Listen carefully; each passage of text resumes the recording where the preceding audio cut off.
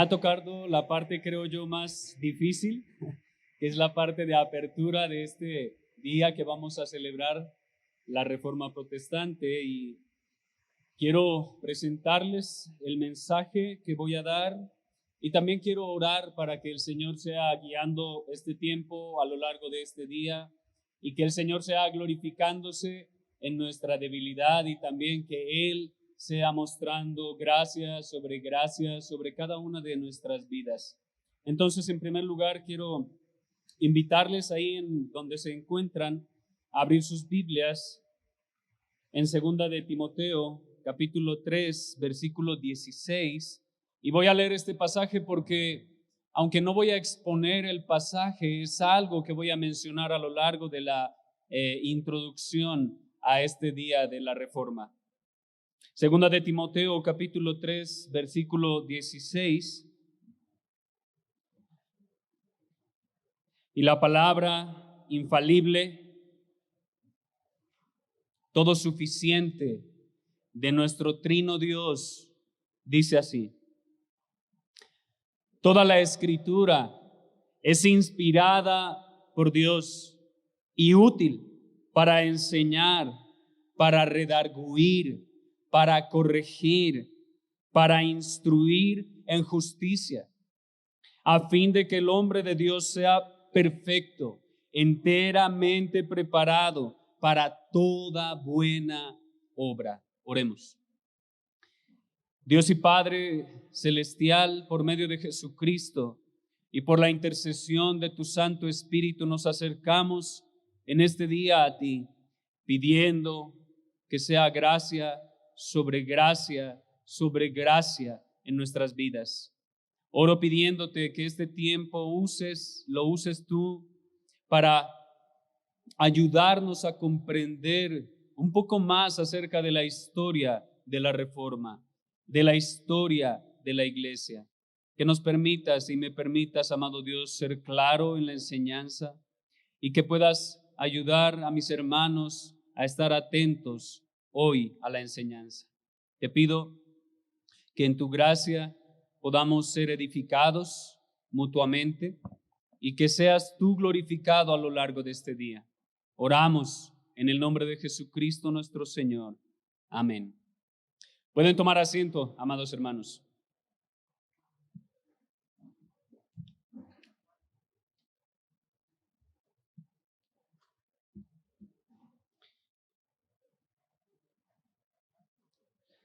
Hemos titulado a todo el día que estaremos hoy recordando, conmemorando lo que es la Reforma Protestante como algo muy particular, algo que representa realmente la forma en la cual se llevó a cabo la Reforma, y es que salimos de un tiempo de oscuridad y por la gracia de Dios empezó un tiempo de luz en medio de las iglesias locales. Por eso, la primera conferencia del día de hoy, la primera enseñanza o predicación trata y titula Saliendo de la oscuridad.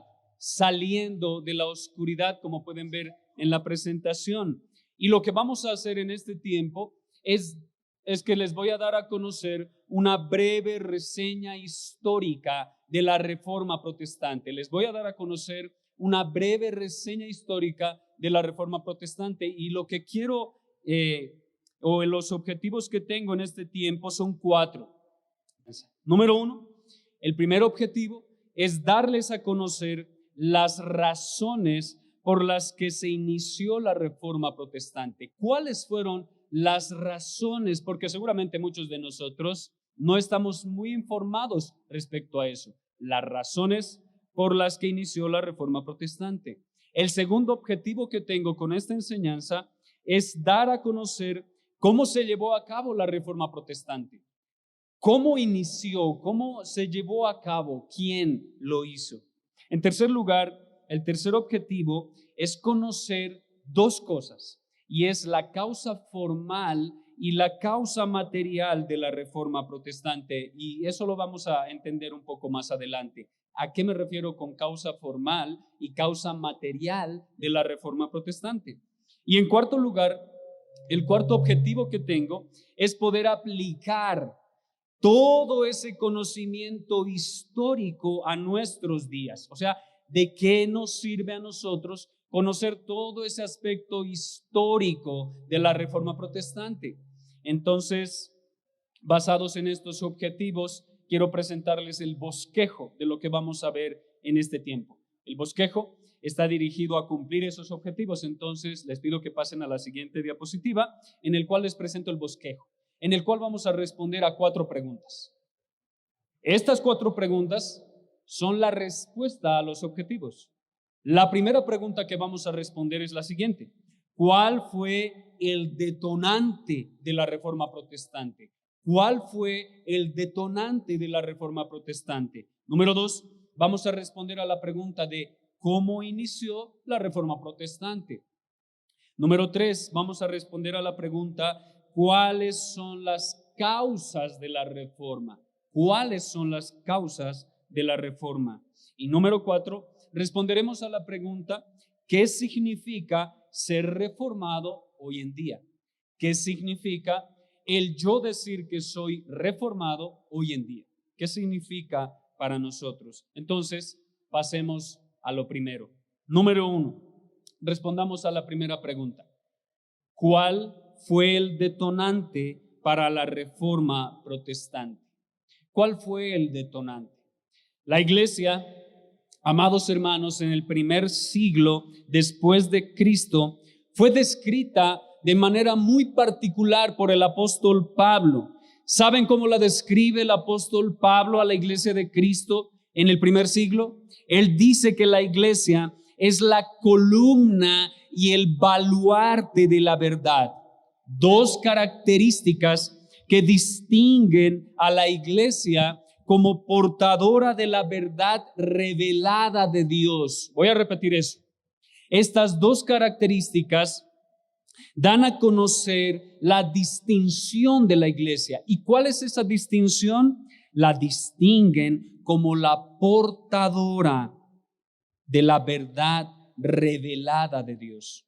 Así la distingue el apóstol Pablo. Sin embargo, a partir del siglo V después de Cristo, la iglesia se fue deformando poco a poco. Se apartaron de la fe que aprendieron de Cristo y sus apóstoles y se moldearon al mundo. El mundo permeó la iglesia a partir del siglo V. ¿Y saben algo? Para el siglo XV, lo que se conocía como iglesia, aquella que inició como la columna y el baluarte de la verdad, se había deformado completamente.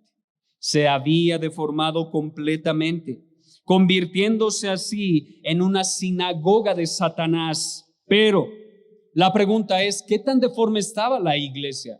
¿Qué tan deforme estaba? La respuesta es muy deforme.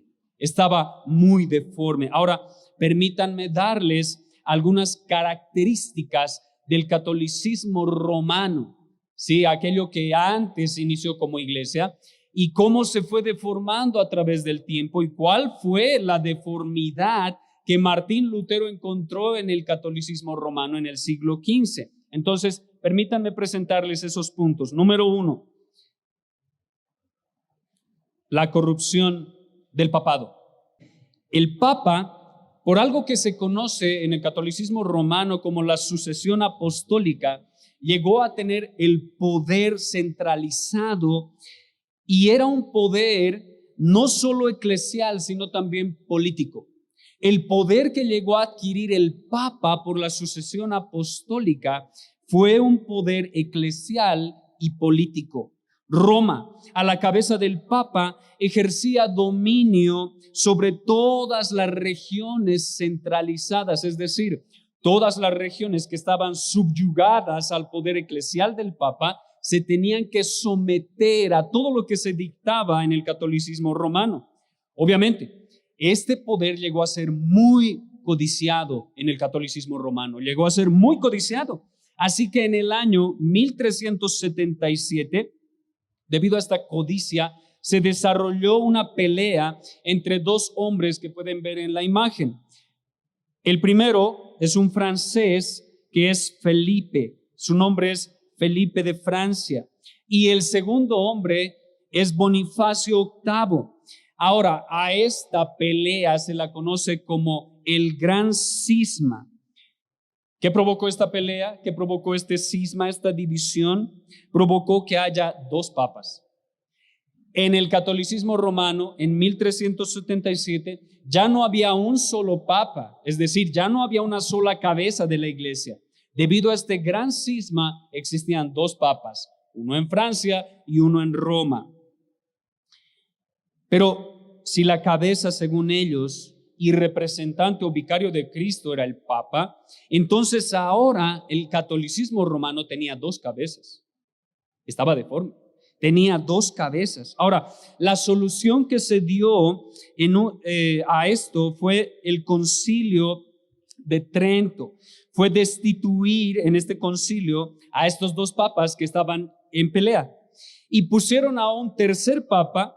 Pero como los otros dos no renunciaron a su cargo de papa, ahora tenían tres papas. Ya no eran solo dos papas, ahora habían tres papas. Entonces la solución más bien fue un perjuicio. Así que en el concilio de Constanza en 1414 a 1417 quitaron a los tres papas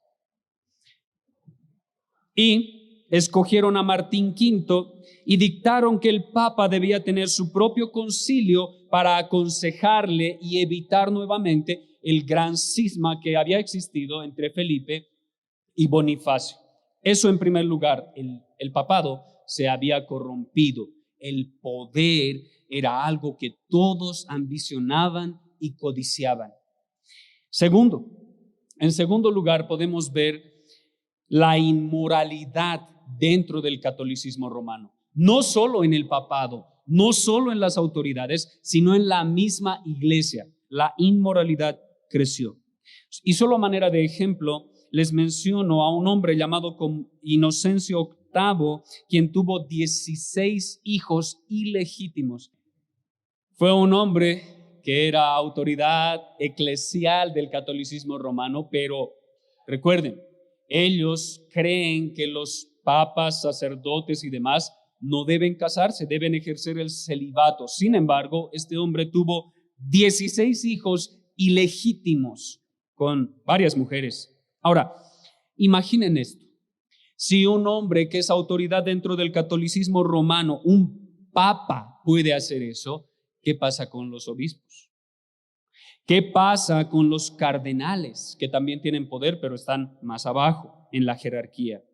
¿Qué pasa con las personas que se sientan en las bancas de la iglesia? La inmoralidad en Roma fue fatal, fue terrible.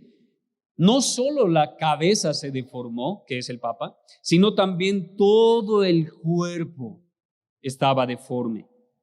Lutero describió a un hombre llamado Alejandro VII como el misterio de la iniquidad.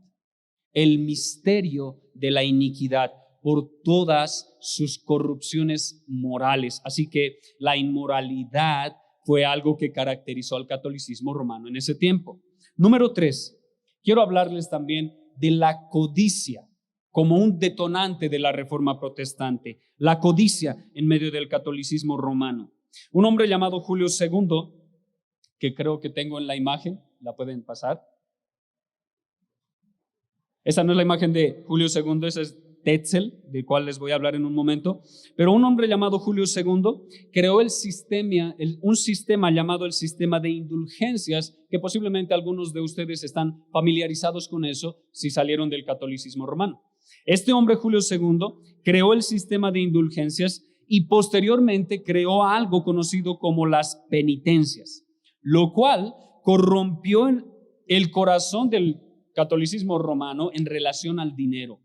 Ya no solo eran inmorales, ahora su corazón anhelaba el dinero.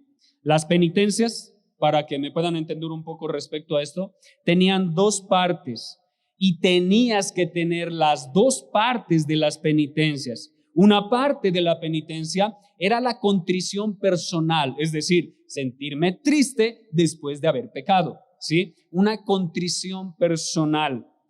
Lo segundo es la parte dada por un sacerdote. El sacerdote te decía lo que debías hacer. Esas eran las dos partes, la contrición personal y lo que el sacerdote te decía que debías hacer.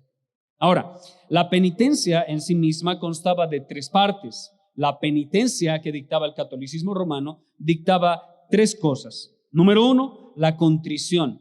La contrición es ese dolor sincero por el pecado, esa tristeza sincera del corazón. Número dos, la confesión, es decir, acercarse a un sacerdote y confesar los pecados por su nombre, es decir, adulteré, mentí, robé, vi con codicia a una mujer, decir los pecados de manera textual, no a Dios, sino a un hombre, a un sacerdote, confesión. La tercera son las obras de satisfacción. Y las obras de satisfacción las dictaba el sacerdote al cual te confesabas. ¿Qué son las obras de satisfacción? Bueno, son las oraciones, los ayunos o dar dinero. Son tres: oraciones, ayunos o dar dinero. Es decir, yo estoy contrito, triste porque he pecado. Voy con el sacerdote y confieso mi pecado. Entonces él me dice, hoy entonces por esos pecados vas a hacer 50 Ave Marías, 30 Padre Nuestros y no sé qué cosas más, ¿no? Las oraciones. Y vas a ayunar durante una semana. Y yo le decía, ¿y puedo intercambiar eso por dinero? Sí. Entonces, en vez de hacer las obras de satisfacción, podías dar dinero por eso. ¿Qué provocó esto? Que las personas, en vez de hacer las obras de satisfacción, decían, no, pues me es más fácil dar dinero. Y dando dinero, soy perdonado. Entonces, las indulgencias son la oportunidad de intercambiar, de hacer un trueque entre una obra de satisfacción por dinero. Eso se volvió las indulgencias. Las indulgencias son el trueque de las obras de satisfacción por dinero. Salvación, no solo por fe, sino por obras. Salvación, no solo por fe, sino más las obras que el hombre puede realizar. Puedes dar dinero en lugar de orar o ayunar. Puedes dar dinero en vez de sentirte contrito por tu pecado. Eso se volvió una forma de ganar muchísimo dinero para Roma. ¿Para qué? Para la construcción de sus iglesias. Entre ellas está la Basílica de San Pedro. Esa basílica tan grande, tan hermosa, tan pomposa, se construyó con dinero de las indulgencias. Ahora, las personas no entendían muy bien esto porque el catolicismo no estaba diciendo dame dinero y te perdono los pecados. No, tenía que haber contrición. Sin embargo, las personas malinterpretaron eso porque no les enseñaban. Entonces decían, doy dinero, me perdonan, doy dinero, me perdonan, doy dinero, me perdonan. Ahora, el Papa Sixto IV, más o menos 40 a 50 años antes de Martín Lutero, dijo que las indulgencias generales debían aplicarse no solo a los vivos, ¿sí?, sino también a los muertos, ¿sí? El Papa Sixto IV hizo algo tremendo, porque ahora la gente podía dar dinero no solamente por sus obras de satisfacción, sino por las obras de satisfacción que debían cumplir sus familiares muertos en el purgatorio. Tú podías ir y dar dinero para la satisfacción de los pecados de tus seres queridos muertos. ¿Y saben qué pasó? Eso infló el tesoro de la Iglesia Católica Romana. Infló el tesoro. Por ejemplo, un hombre sumamente conocido, que ahora sí lo voy a mencionar, está en las imágenes, no precisamente por ser un gran teólogo, porque no lo era, sino más bien fue conocido por ser un gran publicista, y era un fabuloso estafador. Él vendía indulgencias pueblo por pueblo y recorría todos los pueblos de su nación y solía mencionar la siguiente frase para convencer a las personas del vulgo acerca de comprar indulgencias. ¿Saben qué decía este hombre llamado John Tetzel? Él decía, tenía una cajita y decía, tan pronto la moneda que pongas en ella suene en el cofre, el alma de tu pariente saltará del purgatorio. Eso es lo que decía él en su publicidad. Yo creo que a él lo contratarían empresas grandes de nuestro país, ¿cierto? Él decía esto muy particular. Tan pronto la moneda toque el fondo de la caja, el alma saldrá saltando del purgatorio. ¿A dónde? Al cielo. Qué gran engaño. Y todo por la codicia en el catolicismo romano. Número 4. Otra cosa que provocó y detonó la Reforma Protestante fue la Biblia y su autoridad. La Biblia y su autoridad. Un poco más adelante hablaremos más específicamente de esto, pero hay algo que debemos aclarar, y es que el catolicismo romano, y esto quisiera que quede muy claro, el catolicismo romano no cree que la Biblia no sea autoritativa. ¿Sí? ¿Sí se entendió eso? El catolicismo romano no cree que la Biblia no tenga autoridad. Ellos no creen eso. De hecho, lo que creen es que sí tiene autoridad. ¿Cuál es el problema? Que es la Biblia más algo más. Es la Biblia la que tiene autoridad, pero no es la única fuente de autoridad para la iglesia. Para Roma existen 3 fuentes que son autoritativas para la iglesia. Número 1, la Biblia.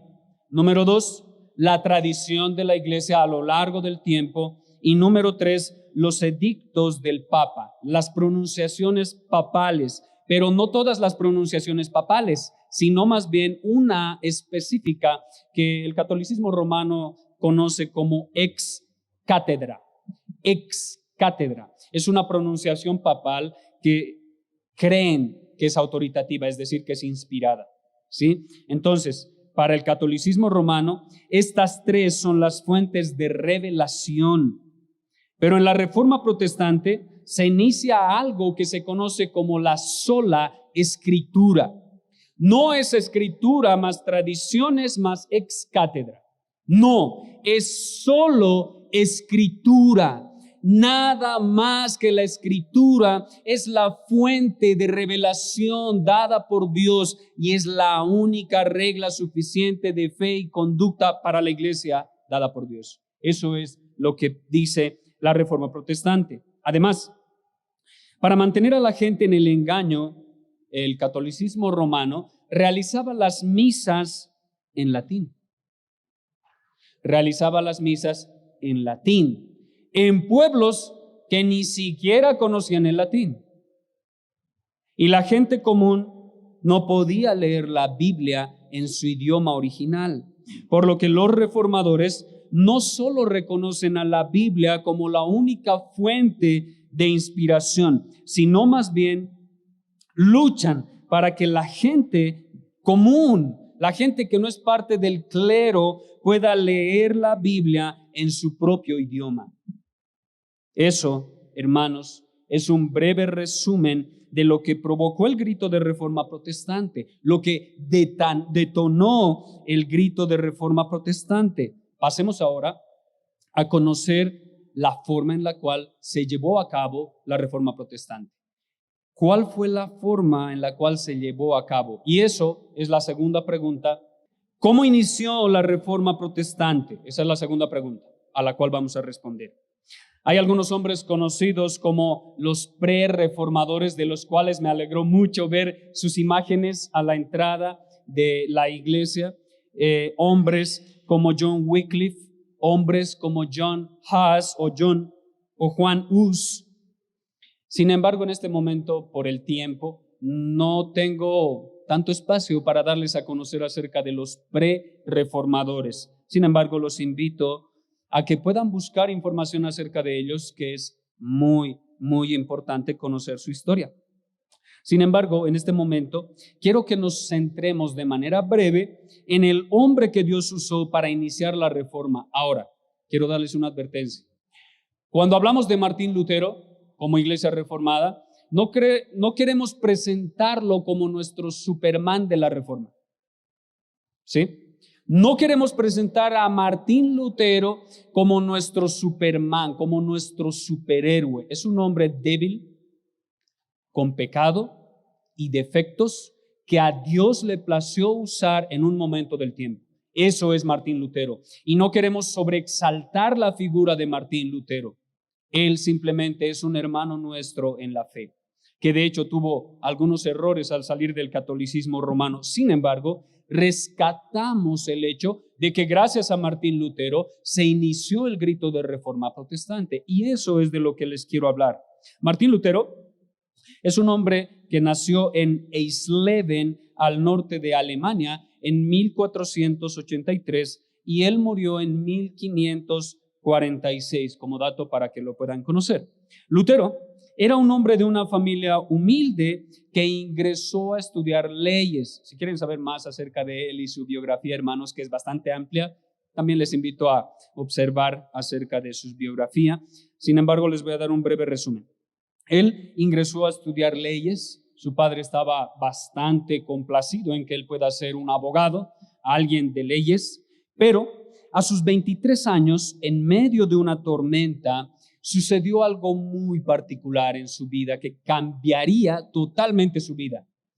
A sus 23 años, al regresar a su hogar en su caballo, se presentó una gran tormenta. En esta gran tormenta, él es librado de morir por un rayo que cae muy cerca de él. Al verse sumido por el temor y el miedo, lo que hace Martín Lutero es gritar: Santa Ana, sálvame. No grita Dios, sálvame. Grita Santa Ana. ¿Por qué? Porque le enseñaron catolicismo romano. Él confiaba en los santos. Entonces él grita: Santa Ana, líbrame, sálvame. Si me libras de la muerte, me haré monje y serviré a Dios. Si me libras, me haré monje. ¿Qué pasó después? Se hizo monje. Martín Lutero se hace monje y estando en el monasterio, al realizar, en el primer intento, al graduarse, que tenía que realizar su primera misa, Martín Lutero se siente aterrado. Se siente muy aterrado al pensar que el cuerpo literal y la sangre de Cristo están en sus manos. Así que no realiza la misa. Sale huyendo de ese lugar, sale corriendo, no es capaz de realizar la primera misa.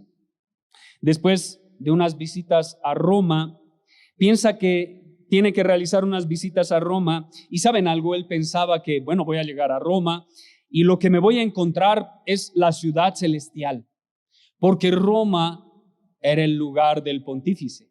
Era el lugar donde se encontraba la cabeza de la iglesia. Era el lugar donde Martín Lutero iba a ingresar prácticamente al cielo. Oh, sorpresa, cuando llega a Roma, porque lo que se encuentra es una corrupción moral increíble. Una corrupción moral increíble de la cual les hablé en la primera parte.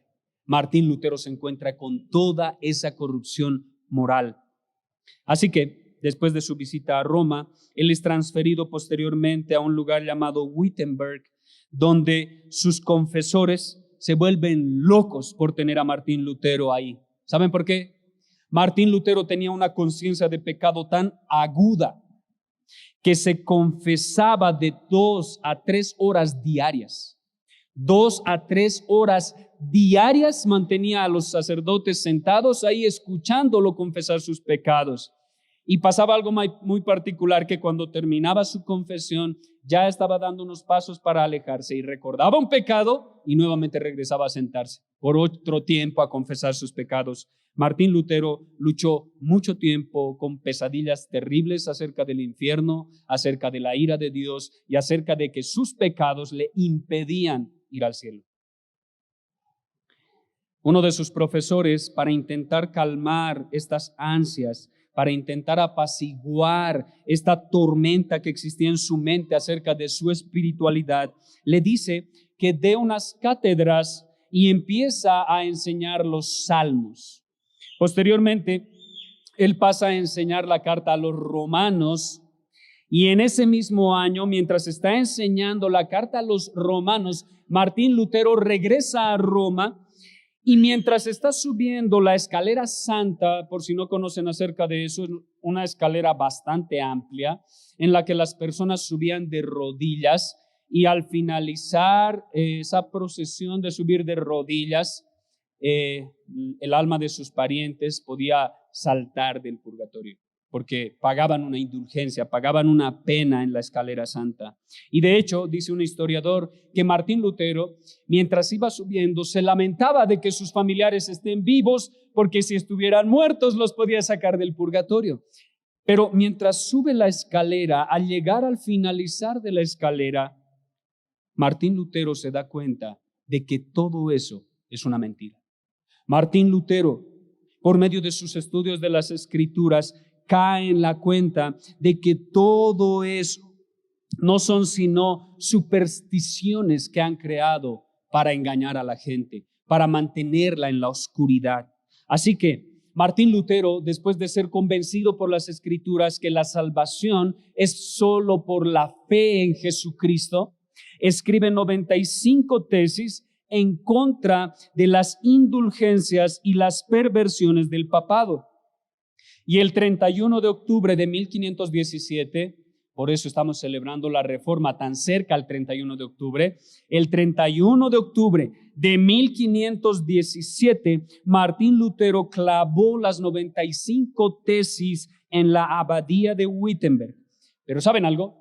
Martín Lutero no estaba intentando dividir la Iglesia Católica Romana. De hecho, Martín Lutero amaba la Iglesia Católica Romana. Él quería reformar la Iglesia Católica Romana. Quería que se solucione todos esos problemas y mentiras. Quería que salga toda esa mentira de la Iglesia Católica. Lo que él estaba intentando hacer es algo que hoy en día podríamos tal vez compararlo a nuestros muros de Facebook, donde muchas veces denunciamos las mentiras, donde muchas veces ponemos la información correcta de las Escrituras. Martín Lutero estaba poniendo un panfleto de 95 puntos en un muro de anuncios y opiniones teológicas y académicas. En ese entonces, la puerta de la iglesia se usaba para presentar anuncios.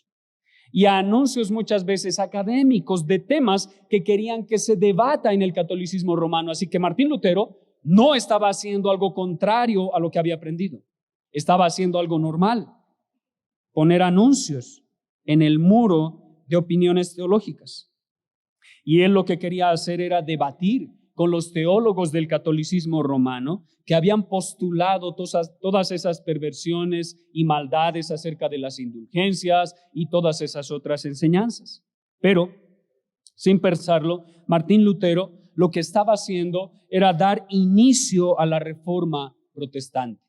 Ese día, el 31 de octubre de 1517, Martín Lutero, sin pensarlo, sin saberlo, por la providencia de Dios, estaba iniciando el grito de reforma protestante. Después de varios eventos complejos, en el año de 1520 se dicta una bula papal conocida como Exsurge Domine, en la que se exige a Martín Lutero retractarse de todos los puntos que había postulado en los próximos 60 días. En abril de 1521, un año después aproximadamente, Martín Lutero es convocado a una dieta conocida como la dieta de Worms frente a personas sumamente importantes.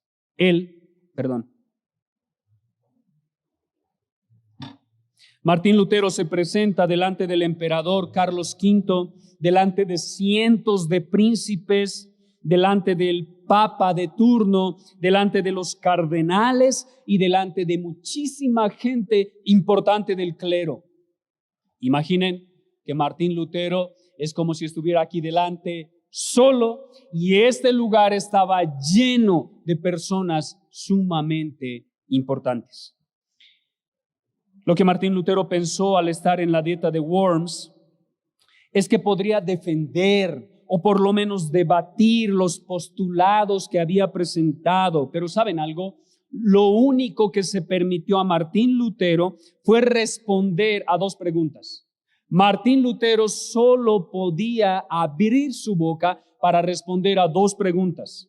La primera pregunta era: Martín, ¿todos estos libros que pusieron en su mesa son tuyos? Esa era la primera pregunta que debía responder. Martín Lutero, ¿estos libros son tuyos? La segunda pregunta a la cual debía responder era si Martín Lutero se retractaba de todo el contenido escrito en esos libros. Nada más. No podía debatir, no podía presentar defensa, no podía hacer nada. Simplemente decir sí o no a esas dos preguntas. ¿Qué creen que pasó?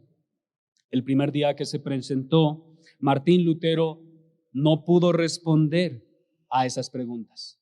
Tenía duda en su corazón. Por eso vemos que Martín Lutero fue un hombre débil que Dios usó. Fue un hombre con debilidades, con temores, al igual que ustedes y yo. Martín Lutero no pudo responder el primer día y lo que dijo fue: denme 24 horas más para presentar respuesta. Necesito 24 horas. Ahora, ¿se imaginan la reacción de toda esa gente importante? O sea, hacer esperar al emperador 24 horas para una respuesta. En eso podemos ver el coraje y la valentía de este hombre capacitado por Dios. ¿Qué pasó al día siguiente? Al día siguiente, su acusador, John Eck, un hombre sumamente pedante, nuevamente le hace las preguntas y le dice: Martín Lutero da una respuesta sin dientes y sin cuernos. Martín Lutero da una respuesta sin dientes y sin cuernos. Y Lutero le responde de la siguiente forma, y voy a leer lo que dice un comentarista al respecto. Él dice: ya que su más serena majestad, hablando del emperador, y todos sus príncipes requieren una respuesta clara, simple y precisa, yo le daré una sin cuernos ni dientes. A menos que yo sea convencido por el testimonio de las Escrituras o por la razón clara, porque yo no confío ni en el Papa o en los concilios, ya que es bien sabido que a menudo han errado y se han contradicho a sí mismos. Me veo obligado por las Escrituras que yo he citado, y mi conciencia está cautiva de la palabra de Dios.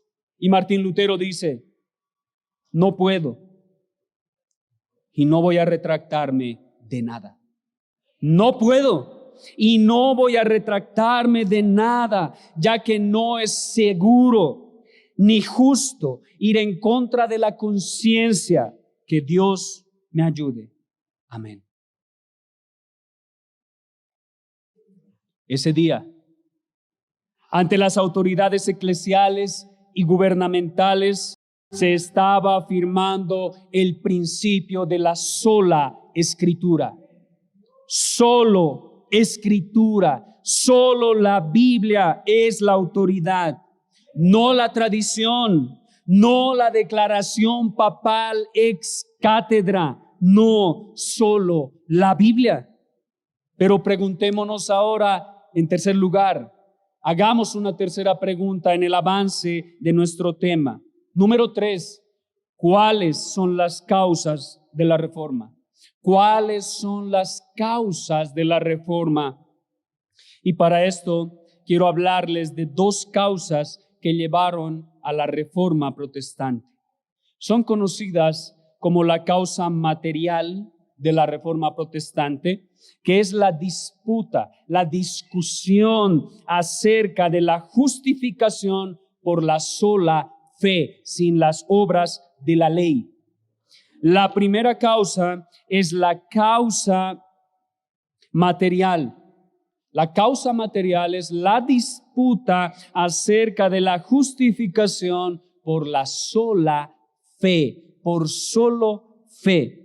Y la causa formal, que es la segunda, es la disputa acerca de la autoridad de la Biblia.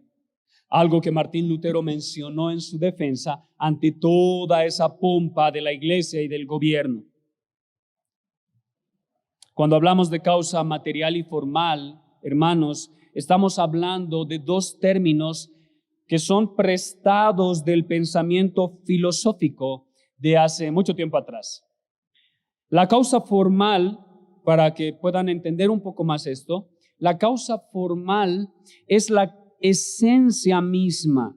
Cuando hablamos de causa formal de algo, estamos hablando de la esencia misma. Y esa causa formal determina a la causa material. Por eso se distingue estas dos causas. En este caso, para ponerlo en palabras más sencillas, la esencia es la Biblia. La esencia, la que da forma a lo material, la autoridad principal y última es la Biblia, lo cual repercute en la doctrina de la justificación por la fe. Lo voy a explicar más sencillo.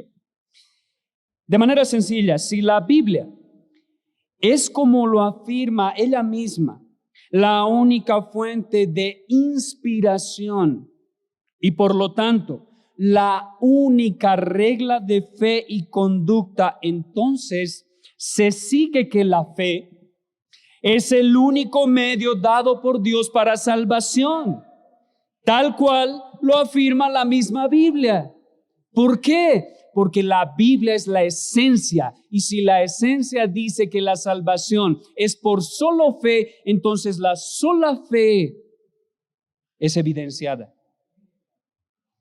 Entonces, veamos de manera breve solo la Biblia, la causa formal, solo la Biblia es la autoridad.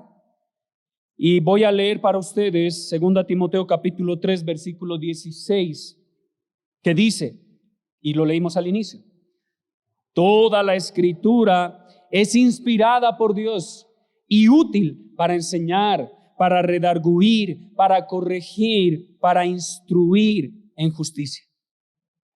Toda la Escritura es inspirada por Dios. Todo lo que la Biblia dice es Dios que lo dice. Y ese concepto debe quedar claro en nuestras mentes.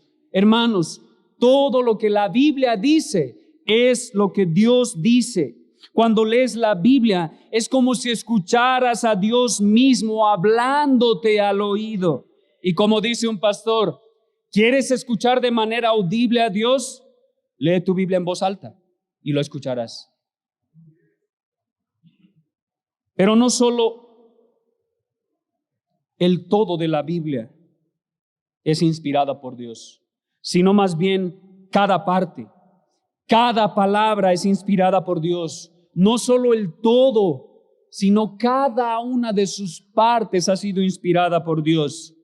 Las genealogías fueron inspiradas por Dios y son útiles para enseñar, para corregir, para instruir en justicia. Las genealogías, que muchas veces no nos gusta leer, fueron inspiradas por Dios.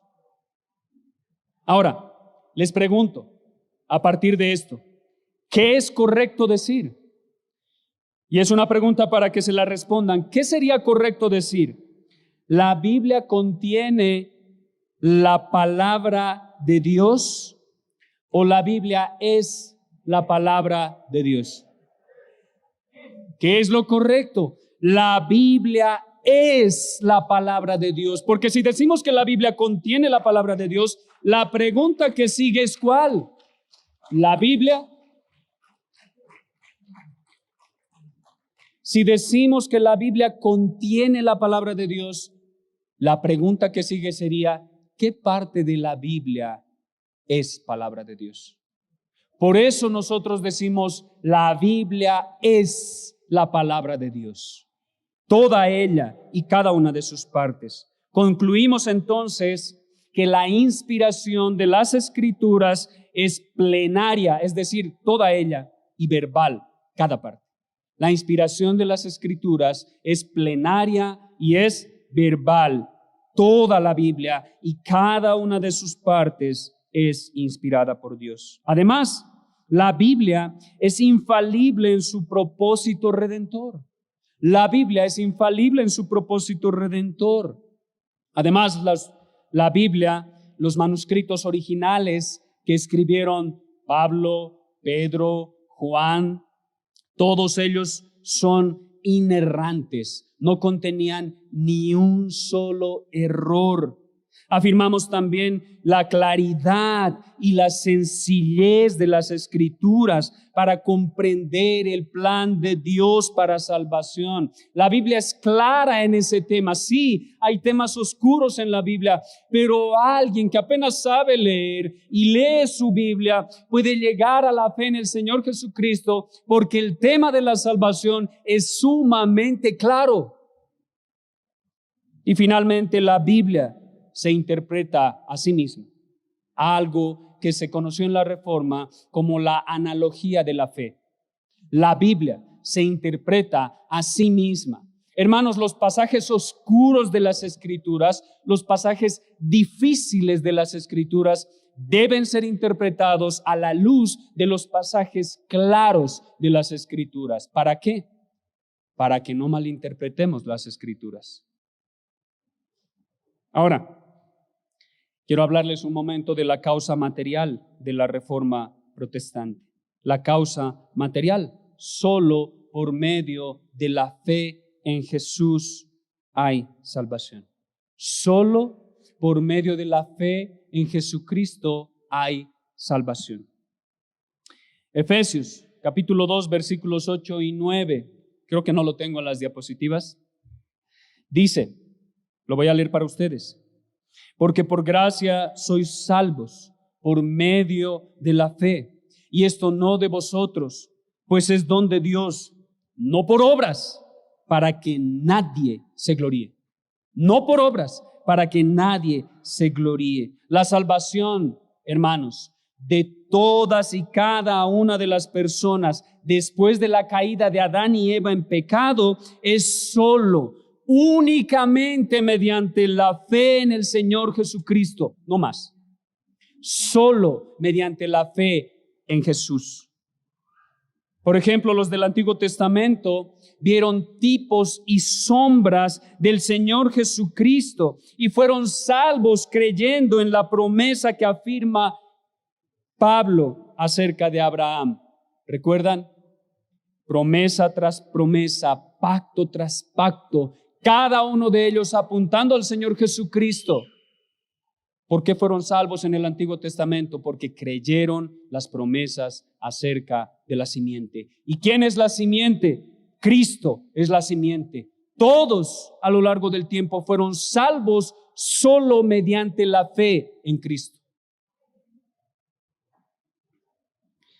¿Y cómo somos salvos los creyentes después de Cristo?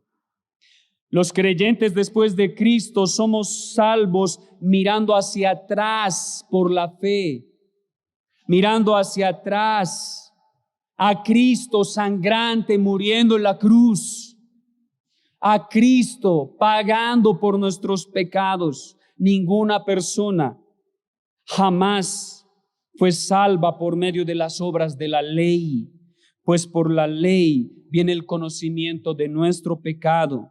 Y así, por medio del conocimiento de nuestro pecado, viene la condenación a los hombres. Pero la misma ley nos guía a Cristo.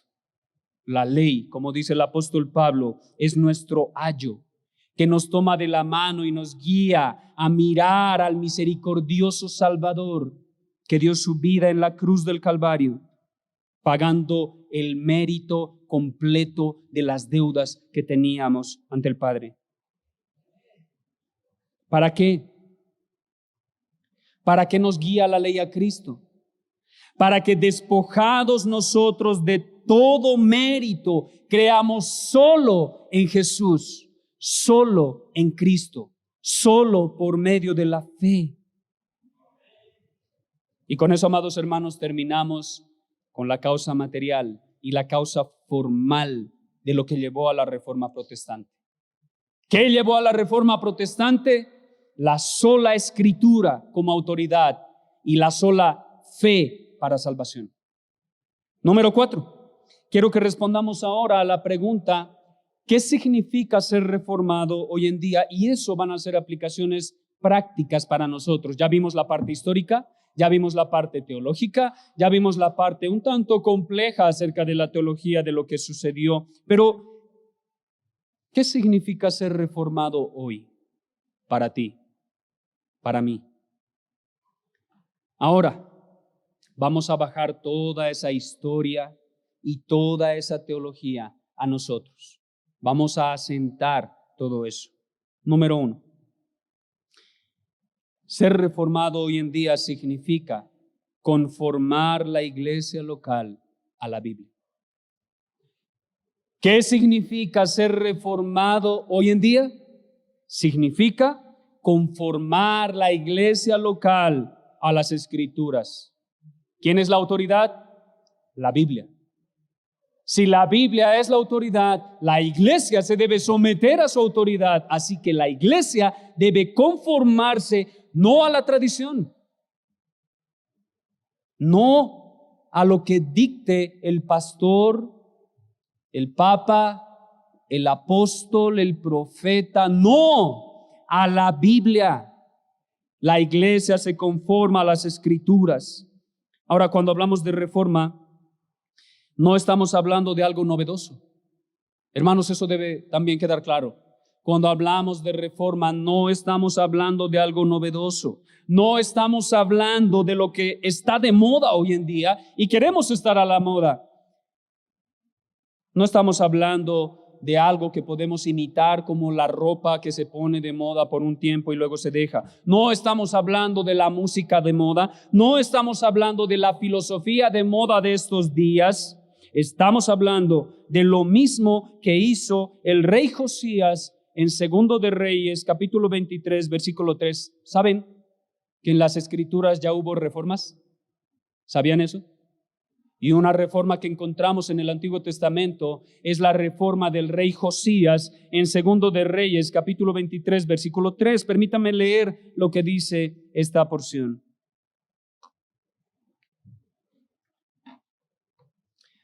Dice, y poniéndose el rey en pie junto a la columna, hizo pacto delante de Jehová, de que irían en pos de Jehová. ¿Quiénes? Él y el pueblo. Él y el pueblo irían en pos de Jehová y guardarían sus mandamientos. Y ahí si nadie dice amén, ¿cierto?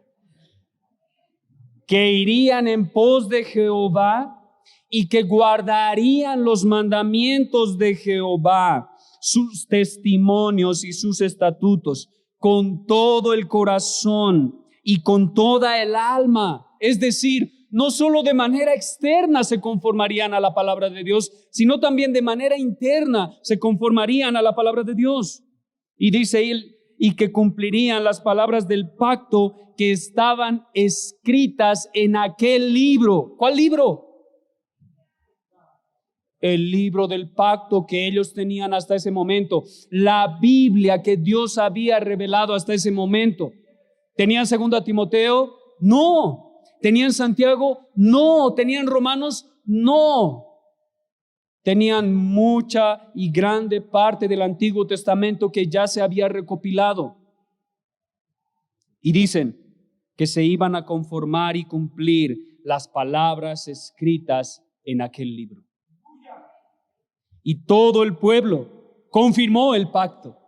No solo el rey, el pueblo de manera voluntaria confirmó el pacto. ¿Qué es eso? Hermanos, ese pasaje de manera sencilla, directa y clara está diciendo que la reforma es un compromiso serio de conformar la iglesia local al libro. ¿A cuál libro? Al que nosotros ahora tenemos completo.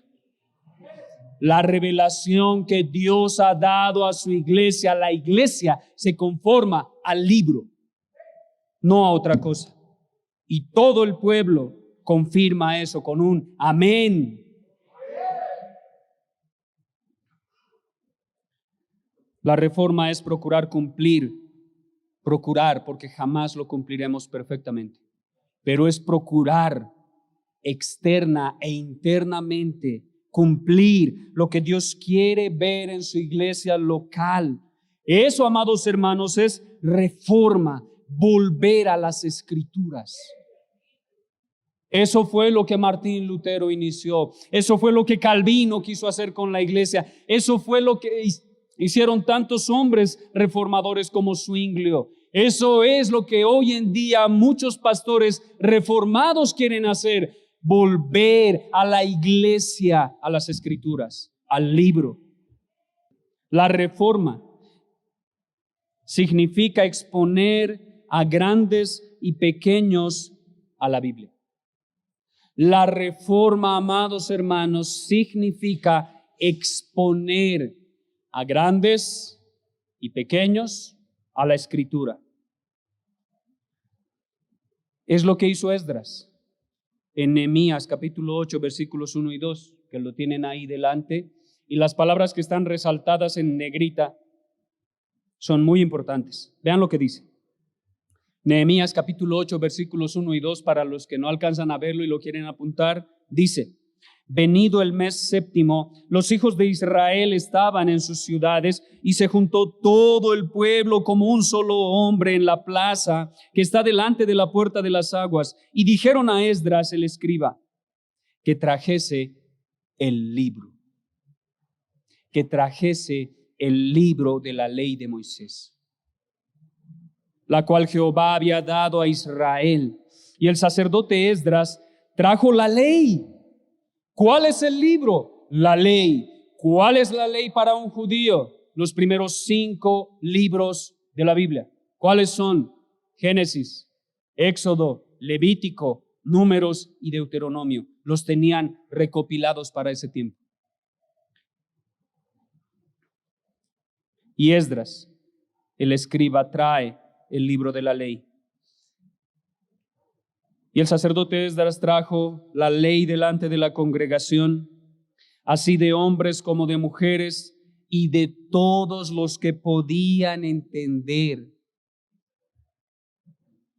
el primer día del mes séptimo. Hermanos, ¿delante de quiénes trajeron el libro de la ley? ¿Solo delante de los grandes? ¿Solo delante de los teólogos de Israel? ¿Solo delante de los profetas y sacerdotes? No, delante de todos los que podían entender la palabra de Dios. ¿Quiénes deberían estar sentados aquí en esta conferencia?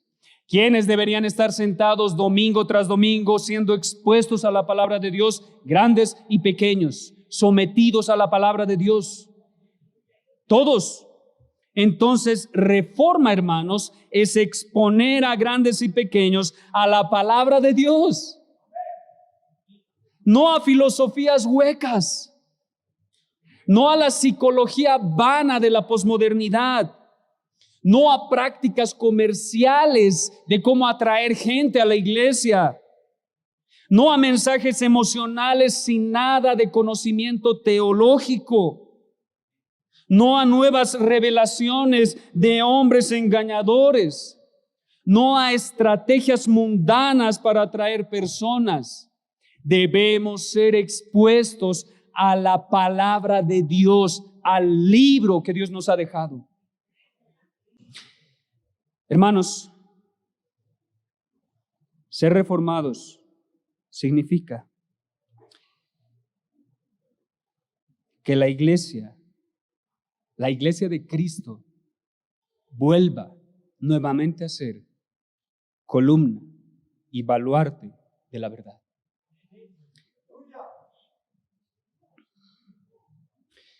Hermanos, ser reformado es volver a la forma de la iglesia que la palabra de Dios describe. ¿Y cuál es la forma de la iglesia que la palabra de Dios describe?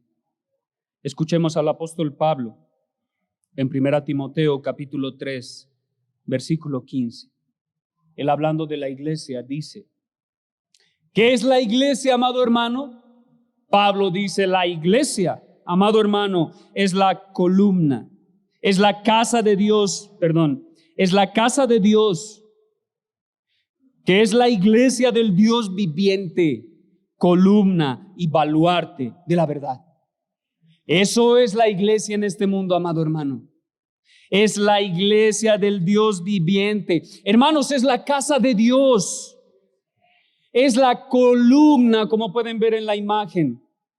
Es la columna, es el baluarte de la verdad. ¿Qué es la verdad? El libro, hermanos, el libro es la verdad. Recuerden los dos primeros puntos de qué es ser reformado. El libro es la verdad. Traigan el libro, leamos el libro, expongámonos al libro. ¿Por qué? Porque la iglesia es el sostén de la verdad revelada por Dios. Por eso, hermanos, la iglesia no es la casa del apóstol. ¿Sí escucharon? La iglesia no fue la casa del apóstol Pablo. No fue la casa de los apóstoles. Ellos fueron parte de los pilares que sostuvieron la verdad. La Biblia dice que la iglesia no es la casa del profeta de turno. No es la casa de la pastora. No es la casa del papa, no. Es la casa del Dios viviente.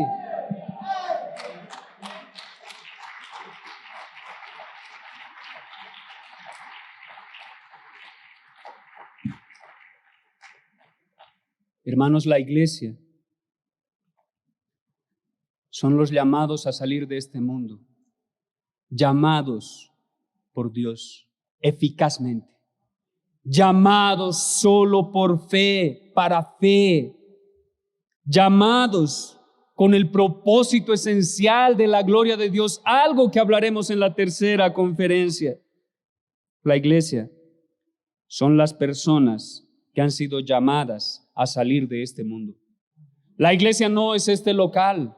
Si este local se derrumba, la iglesia sigue en pie.